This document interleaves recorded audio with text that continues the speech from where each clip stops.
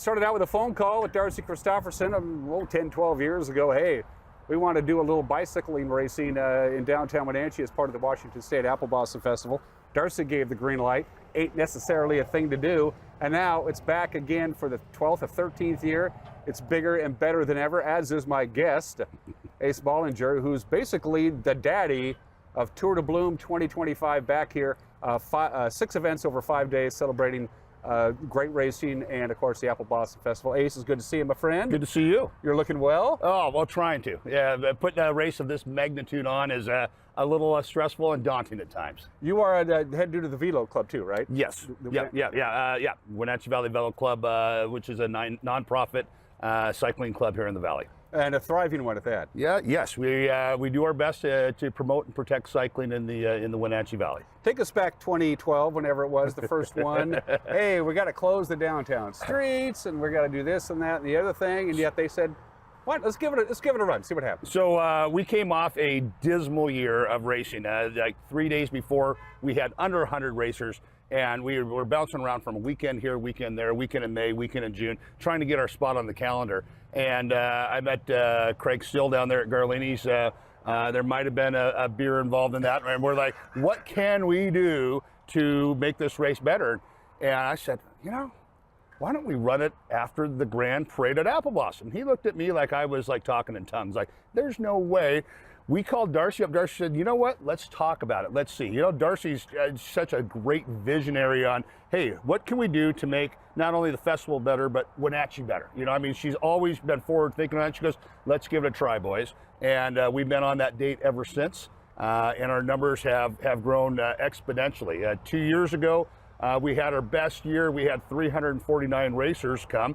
Last year, we were at 559. And this year, currently, we're at 605 racers coming from all across the Pacific Northwest, and really this year all across the globe. How can you account for that? Why the sudden growth in this event? I think it's a plethora of things, but this year especially, we have gone up to the international level. So what we've raced before is USA Cycling, and so we've been offering the top level in the nation at that. This year we went to the UCI, which is the Union of Cyclists International.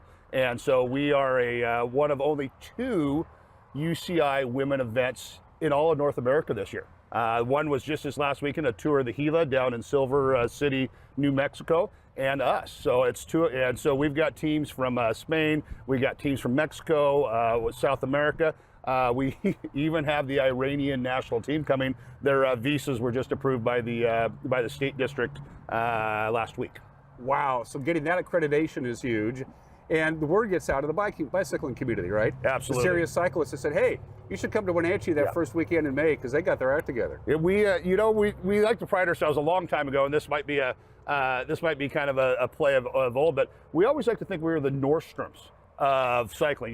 These are our customers. You treat them right, you feed them right, they're gonna come back. And our whole team is very responsive and very receptive to the cycling needs of the community. And 98% of our racers come from that I-5 corridor from Vancouver, Washington to Vancouver, BC. And so we have a big following there. And plus, who wouldn't, look at this weather, who wouldn't want to come over to Wenatchee and race their bikes? The community rolls out the carpet for them. Everybody has a great time. It's just fantastic.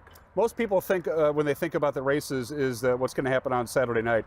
The Criterium Pro and Amateur races presented by Rookard Pools. That's right down the road from us. And we're going to talk about that in a separate interview. So I'm going to have you, Ace, handle all of the other deals. First of all, it's 5 days, 6 stages. It starts Friday up on the plateau, the Still Properties Waterville Road Race, and that brings out a lot of people. So talk about stage one. Well, that's one of our oldest and most iconic courses up there in Waterville, because Waterville's flat, right? If you've ever been at Waterville, you know that's not the truth. It's rolling terrain.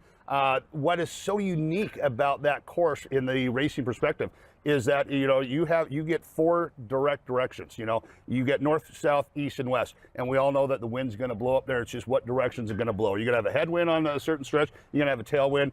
You're going to have a crosswind to where the bike's echelon all the way across there. So it really, as that first stage, brings it. You got to have a good team with you. You got to have good thought going forward.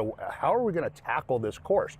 You know, the elite men and the are going to do 89 miles that day. The elite women are going to do 58. So it's, you know, it's a daunting task up there. I think our greatest accomplishment with that is, you know, not only having a great sponsor in Still Properties that are one of the founding families up there in the Waterville area, but also, you know, we reached out a long time ago to the high school, to the athletic department, said, hey, we need help, we need volunteers to put this on. And so every year for the last 6 or 7 years, we have all the kids, you know, they only go to school 4 days a week. So on that Friday, they come out, and it really is a neat and unique concept, because we tell our racers, like, hey, here are these athletes supporting athletes. And so you've got kids out there, you know, from 7th, 8th grade up to high schoolers, their signs, they get it, the racers get it. It's just a really good community feeling up there. So the kids are going, that looks like fun. I think I'll go down to Arbor and get me a bike. Right? Exactly, right? Yes, yeah, the Pattons love it, right? So yeah, we do that. We'll be racing up there. Starts at 9. We should be done about 4 o'clock. The winner of each race gets a custom cowboy hat with the Waterville race champion on there. You'll see a lot of those Saturday night down there at the Rickard Custom Pools crit. Saturday morning, we jump up to the Mission Ridge hill climb. So this is for amateurs only. It's not for the women elite or the men elite. And so basically, we're going to, everybody's going to park at Mission Ridge. So they're going to ride down the hill to the bottom of Squilchuck State Park. And then they're going to ride 4.25 miles, about 1,800 feet of climbing up to the top. We're anticipating the fastest participant will be sub 20 minutes. So, I mean, and that's a real grind. And with the, you know, for all the photo opportunities and whatnot, it's a great opportunity to get up there and watch those guys climb, and just some spectacular scenery. And that's Saturday morning, and that's for amateurs. Yes, yep, for amateurs. That starts at 9. We will have our finish line is right up there at Mission Ridge. So if you wanted to go up there and sit on their beautiful sun deck and enjoy the sun and have a coffee or a cold beer, you could sit there and watch everybody finish up there. We'll have some tunes spinning. It'll be a pretty good vibe on that. So yeah, that'll be good. And then Saturday night, again, we'll be talking about the big downtown criterium with a second interview. Yeah. And then Sunday morning, downtown Plain. Sunday morning is the Arlberg Sports Road Race. We originally had done that on Fridays, and we switched over to Sundays, and with huge success on that, we engage the community quite like what we do in Waterville. We reach out to the Lake Wenatchee Fire and Rescue Crew, and they come out with 50+ volunteers. So when you're out there, you know, I mean, you see the moms and the pops and the grandmas and grandpas, and you know, some people have had their same spot, their same corner for 10+ years. They're like, oh no, that's my corner there, and they're proud of it. It really is. You know, we kind of bring the Plain community together. You know, we have the Old Mill restaurant up there. They supply sandwiches for us. You know, and we start at Plain Cellars. You know, Bob Sage and his new guy Eric Anderson up there rolled the carpets out for us. They've secured parking. You know, it's great. You get done on Sunday. The amateurs, that's the last day of the amateurs. So, you know, there's always some, you know, we give out a nice bottle of wine from there. We also have a ceremonial hatchet. We've been known that, you know, one year we gave out a 6-pack of beer, and a hatchet went to the beer can. Yes, you can only, yeah. I'm like, did someone get that on camera?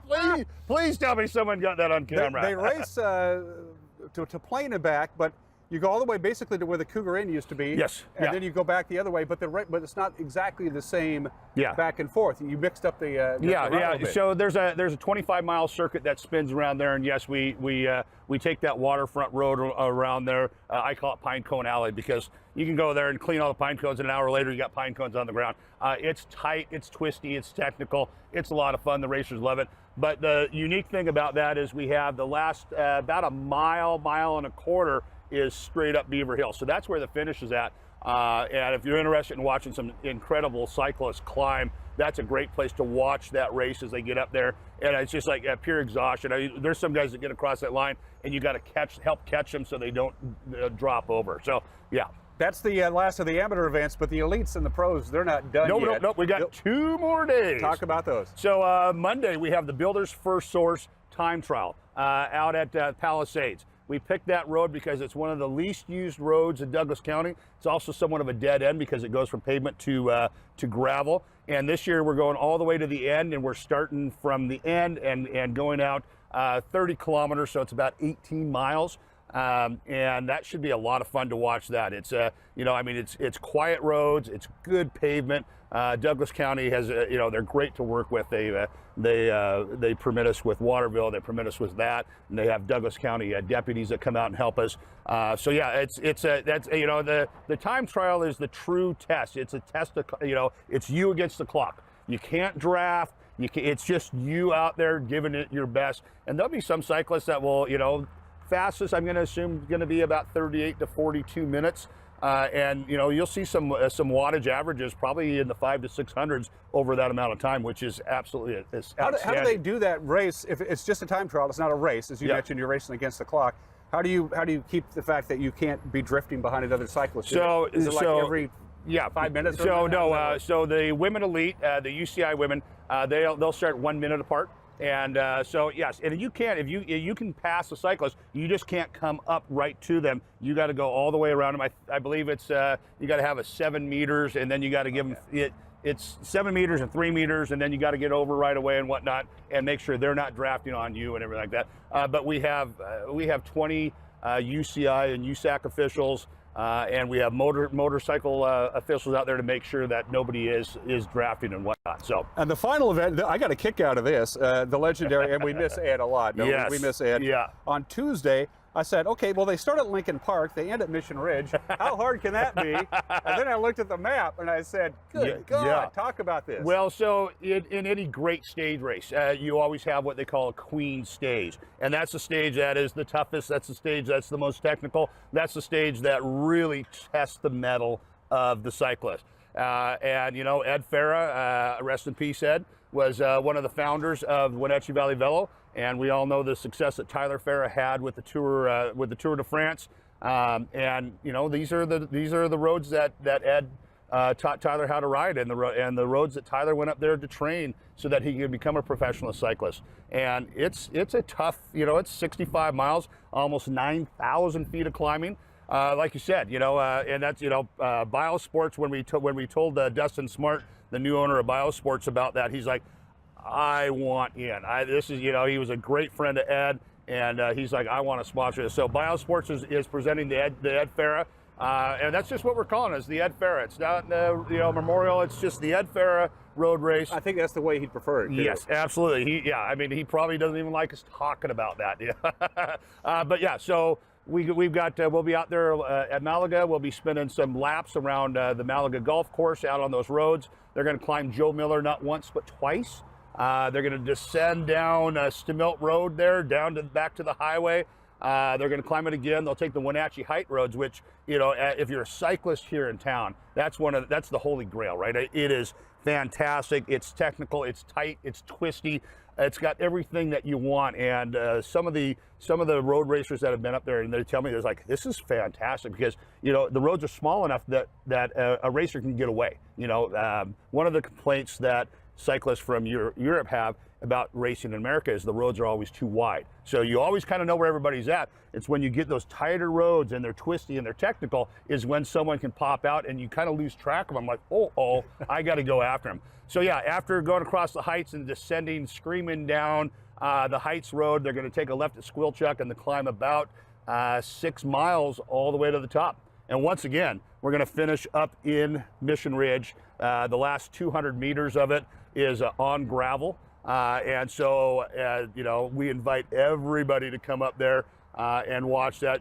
So basically on Tuesday, May 6th, go up there and have a cold beer and on that sun deck and look over and watch them finishing. And it should be spectacular. And I need to point this out. Yes, for all of these things, there'll be a pilot car and there'll be some law enforcement people keeping an eye on stuff. But for the Tuesday race, there'll be some pilot cars, but for the most part, you're on your own, motorists. This is very important because the cyclists are going to be out there. Yes, so absolutely. If you drive around the Malaga, Stemilt, Mission Ridge area and the Wenatchee Heights, keep an eye out for these cyclists on Tuesday because a lot of these guys are going to be separated from the pack. And Yeah, you got to be on your best behavior. Exactly. Well, and what we have is what is called a rolling enclosure. So we have 2 law enforcement. This year, we partnered with Douglas County Sheriff's Department. Will be out there, so they'll be at the front. And if they encounter any cyclists or any motorists coming at the race, they'll ask them to pull over and stay there until the bikes go by. And it's a daunting caravan. When you're at this UCI level, you know, we have 4 or 5 commissaires, which are the referees. We'll have a dozen motorcycles. We'll have 23 team cars. We'll have a team doctor, Dr. Tom Ettinger, is helping us with that. And you got Ballard Ambulance out there. So, you know, I mean, we do the best we can to protect the cyclists. So, you know, if you do see us coming or whatnot, pull over, enjoy the show. Yes, you might have a slight 5 to 8 minute delay. But you know, it'll be sunny out. It'll be a good time, right? Hey, so as the race director, the man in charge of the entire 5-day party, how many phone numbers do you have in your cell phone? I dare ask.